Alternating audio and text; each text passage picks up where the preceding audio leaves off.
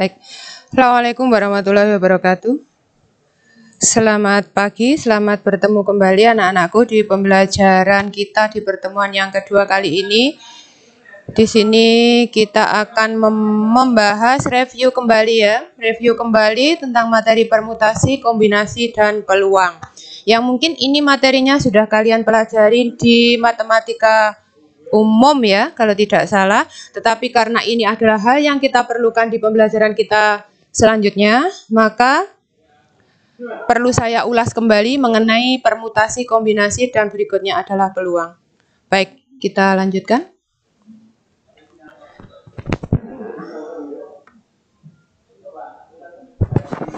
Permutasi suatu susunan n objek dalam urutan tertentu disebut sebagai satu permutasi dari n objek tersebut. Tentunya kamu sudah memahami tentang simbol maupun rumus yang digunakan dalam proses permutasi ini.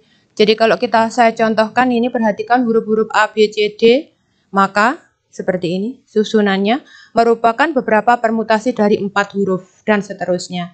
Jadi dalam permutasi itu intinya anak-anak ada susunan, memperhatikan urutan. Jadi kita misalkan BDCA dengan DCBA meskipun unsurnya sama tetapi karena urutannya berbeda, maka ini kita anggap sebagai 2 buah langkah atau 3 buah susunan ya. Jadi ini dibedakan urutannya. Jadi untuk permutasi R objek dari N objek dinotasikan sebagai P N, R.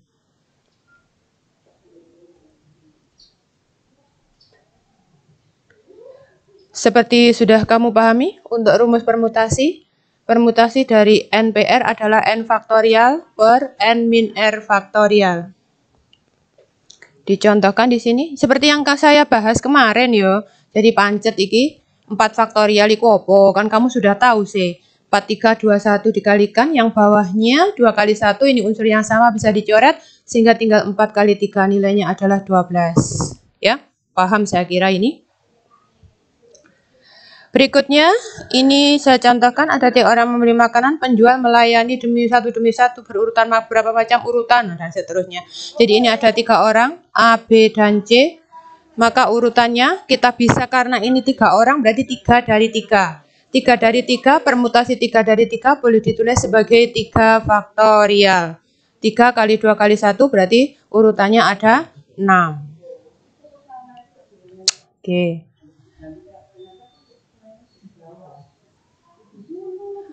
Berikutnya, kombinasi. Misalkan kita mempunyai sebuah kumpulan N objek, suatu kombinasi R objek dari N objek adalah pemilihan R objek dari N objek yang urutannya tidak diperhatikan. Jadi bedanya dengan permutasi itu tadi, kalau kombinasi itu tanpa memperhatikan urutan. Susunan huruf AB dianggap sama dengan susunan huruf BA. Ya, jadi 2 orang yang salaman seperti dulu saya contohkan itu si A salaman dengan si B, maka boleh dikatakan itu B salaman dengan A dan seterusnya.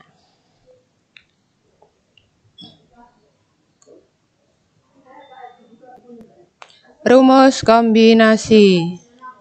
Nah ini NCR berarti N faktorial per N min R faktorial dikalikan dengan R faktorial. Ya, kombinasi sudah kamu pelajari kok ini ya. Saya contohkan ini 4C2, 4 faktorial per 4 dikurangi 2 faktorial kali 2 faktorial. Tinggal kita hitungkan aja, 4, 3, 2, 1. Ini unsur yang sama bisa kita coret, sehingga 4 kali 3 bagi 2 nilainya sama dengan 6. Baik.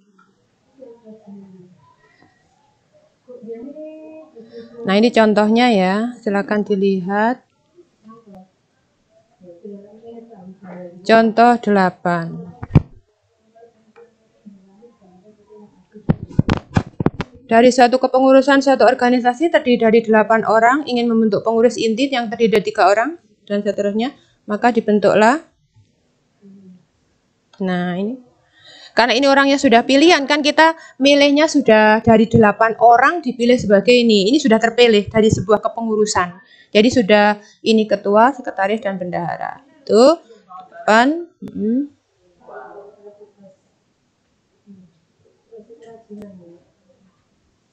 Baik, saya pindah dulu untuk yang materi pendahuluan seperti itu ya, kombinasi dan permutasi. Berikutnya saya pindahkan dulu ke slide berikutnya. Bentar ya.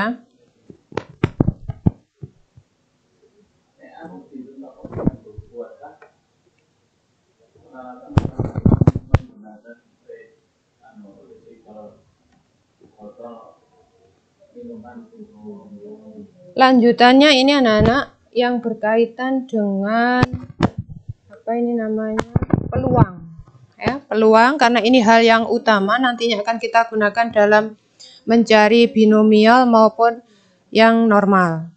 Jadi kompetensinya ini sudah kamu pelajari sebenarnya, cuma saya mengulas saja kamu biar ingat, oh rumus peluang seperti apa begitu. Baik. Kok mandek-mandek. Nah, ini peluang suatu kejadian. Jika S adalah ruang sampel dengan banyaknya anggota itu NS, jadi banyaknya anggota dari ruang sampel kita notasikan dengan NS, dan E merupakan suatu kejadian dengan banyaknya anggota adalah NE. Maka peluang kejadian E adalah PE, peluang kejadian E yang dirumuskan sebagai banyaknya kejadian E per banyaknya anggota ruang sampel atau NE per NS. Sedangkan kisaran nilai peluang itu terletak antara 0 sampai dengan 1 saja. Jadi ketika kamu menuliskan berapakah peluang kejadian ini, kamu tuliskan 2 ya salah ya. Jadi nilai maksimum dari sebuah peluang adalah 1, nilai minimumnya adalah 0. Jika PE sama dengan 1, ini disebut kejadian pasti, PE sama dengan 0 disebut kejadian yang mustahil, begitu ya. Jadi kisarannya hanya sampai 1 saja. Boleh 0. Jadi nilainya diantaranya bisa setengah, sepertiga, 5/16, dan seterusnya. Kecil sekali.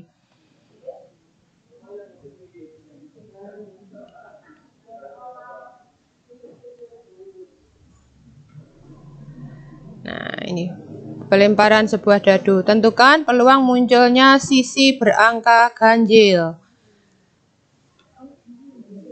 Nah, ini. Berangka ganjil, jadi ini sebuah dadu, 1, 2, 3, 4, 5, 6, kamu sudah tahu lah ini ya.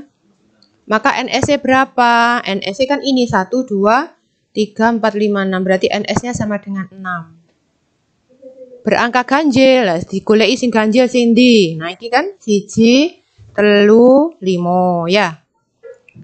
Nah, berarti NE-nya piro? 3, maka peluangnya berapa? Peluangnya tadi rumusnya apa? NE per NS, berarti NE-nya 3, NS-nya 6, 3/6 sama dengan setengah. Oke. Kemudian, kejadian majemuk, ini juga merupakan bentuk peluang. Jadi 2 atau lebih kejadian yang dioperasikan sehingga membentuk kejadian baru. Suatu kejadian E dan kejadian komplemennya E aksen memenuhi persamaan seperti ini. PE ditambah PE aksen nilainya sama dengan 1. Sehingga kalau saya ambil komplemennya, PE aksen nilainya itu sama dengan 1 dikurangi peluang kejadian E atau PE. Contoh, dari seperangkat kartu BRID, diambil secara acak 1 lembar kartu. Seperangkat kartu BRID itu lah ono 52 yo. Nah, diambil 1. Tentukan peluang terambilnya kartu bukan as. Nah, asnya kan cuma sedikit. Karena asnya cuma sedikit, kamu nyarinya yang pakai ini. Nah, yang bukan as ini 1 dikurangi PG, ini arahnya kita ke peluang komplemennya. Jadi banyaknya kartu, NS-nya 52, banyaknya kartu as berarti ada 4. Yang bukan as berarti berapa? Nah, peluangnya as kan berarti PE, karena asnya ada 4, 4/52, 1/13. Yang bukan as berarti PE aksen, 1 dikurangi PE, 1 dikurangi 1/13 adalah 12/13. Jadi peluang komplement. Ini sudah kamu pelajari kok ya, kita mengulas saja. Bentuk peluang yang kedua adalah peluang saling lepas. Ini kejadian A dan B saling lepas jika tidak ada satupun elemen A yang sama dengan elemen B. Jadi masing-masing begitu ya. Sehingga kalau kita simbolkan peluang kejadian saling lepas ini boleh dituliskan sebagai P.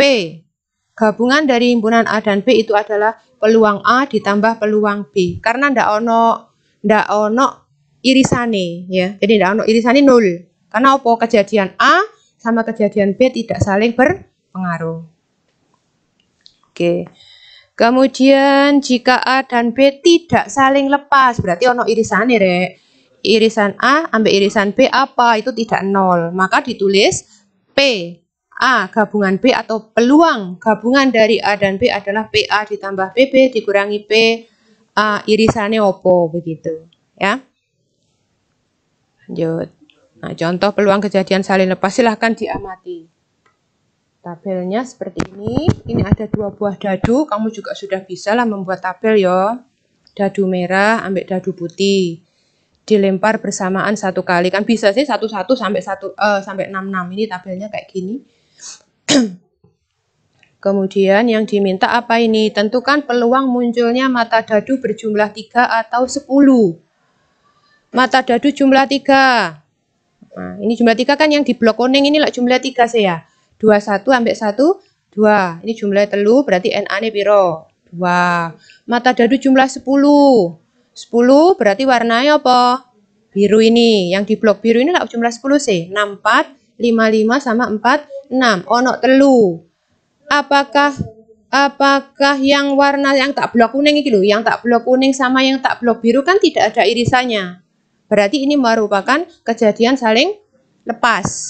Gak berpengaruh begitu loh. Gak terpengaruh. Sehingga kita tuliskan peluang kejadian A gabungan B adalah PA ditambah PB. PA ini piro? PA ini teko iki mang. Nah ini 2/36. PB ini piro? PB ini iki. Nah, tinggal ditambahkan. Gitu ya. Jadi kalau kita mengamati dari tabel kelihatannya lebih simpel lagi. Nah, baik. Lanjut. Loh kok gak kena? Yang tidak saling lepas. Nah, silakan diamati ini. Sebuah kartu dari tentukan peluang bahwa yang terambil adalah kartu hati atau kartu bergambar. Kartu bergambar itu apa berarti? Iki, kartu king, queen, dan jack. Kaki J ya. Banyaknya kartu remi ono piro? Nah, ini 52 sih ya. Hati ini ono piro?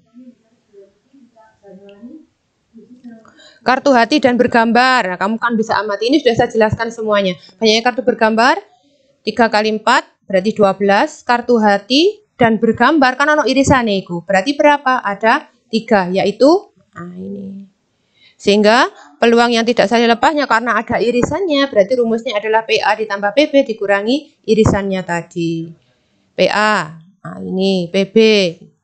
Gitu ya, tinggal diamati saja. Nah, jangan lupa untuk dipahami dengan baik karena peluang ini sangat kita gunakan nanti untuk di pembelajaran distribusi acaknya. Nah, saling bebas. Kalau saling bebas yang tadi saya katakan tadi. Irisan berarti PA kali PB. Contoh ini tangga. Saling bebas contohnya seperti ini.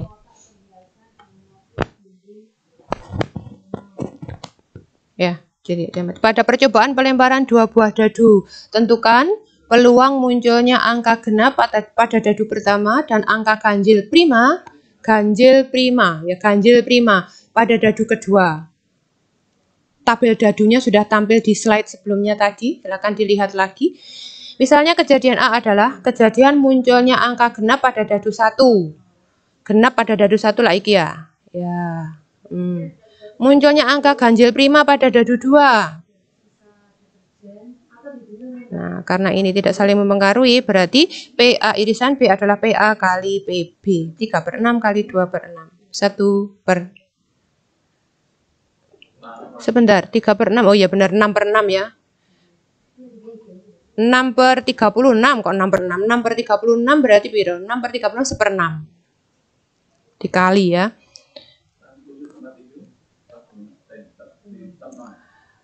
Nah, yang bersyarat, kalau yang bersyarat ini tidak sering kita pakai nantinya. Yang sebelumnya itu tadi yang kita pakai. Tapi untuk pemahaman tidak apa-apa. Jika munculnya A mempengaruhi peluang munculnya kejadian B atau sebaliknya A dan B adalah merupakan kejadian bersyarat. Ini. Coba saya contohkan saja yang bersyarat itu. Nah, ini. Sebuah kotak berisi 5 bola merah dan 4 bola biru. Jika diambil 2 bola satu persatu tanpa pengembalian, jadi bola dalam wadah begitu ya, diambil satu tanpa pengembalian. Berarti diambil, berarti NS-nya akan berkurang. Nah, itu contoh yang bersyarat karena wis dijokok gak dibalik no ya. Tentukan peluang terambil bola merah pada pengambilan pertama dan bola biru pada pengambilan kedua. Nah, silakan dilihat pembahasannya. Jadi ini merupakan kejadian bersyarat. Biasanya begitu. Untuk kejadian bersyarat banyak dilakukan pada pengambilan bola, pengambilan sebuah bola atau 2 buah bola dari sebuah ini, tetapi dia tidak dikembalikan begitu. Oke. Nah, ini anak-anak untuk memahami dan mempersiapkan pembelajaran di pertemuan berikutnya, silahkan anak-anak berlatih mengerjakan ini. Peluang dari beberapa peristiwa yang saya tampilkan di layar. Kalau nanti ada kesulitan silahkan ditanyakan. Ya, silahkan ditanyakan. Ini silahkan boleh di screenshot juga tidak masalah atau dicatat juga tidak apa-apa. Karena apa? Nanti ketika peluang-peluang ini kamu sudah memahami, kita akan lebih mudah lagi dalam memahami untuk pembelajaran yang berikutnya. Paham ya? Jadi untuk awal-awal ini kamu harus mahir dulu di peluang. Jadi peluang luar kepala gitu ya. Baik.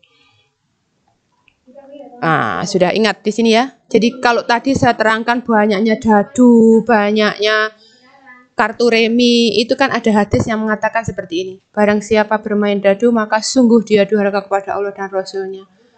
Ya, jadi gak usah walaupun dalam pembelajaran matematika memang diajarkan yang seperti itu. Tetapi kemungkinan yang terjadi kan hanya antara 0 sampai dengan 1. Dia sangat kecil sekali. Nggak usah berspekulasi begitu ya.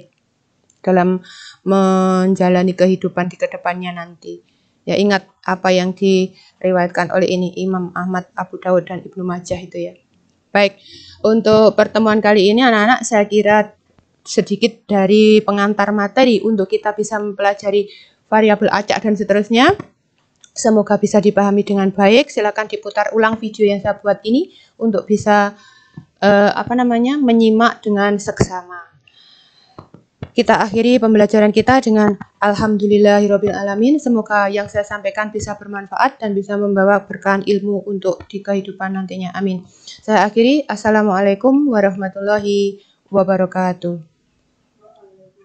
Biar aku cepetan, suwe-suwe